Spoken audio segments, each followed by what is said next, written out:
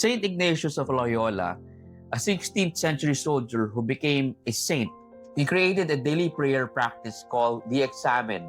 It's a quiet, structured review of your day in God's presence. Now, one key movement in the Examen is to name your consolations, your moments of joy, peace, clarity, and your desolations, your moments of fear, darkness, unease, worry. The point of this movement is not to fix what you felt, is to see clearly with God, to share that moment with Jesus. Because Ignatius believed God speaks through our inner experiences, but only if we actually pay attention to them.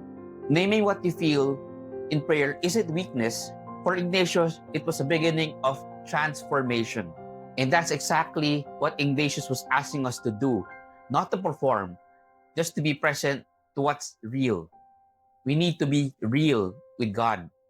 We need to be real with Jesus. So each time we're praying, we try not to fix our feelings and we don't judge ourselves.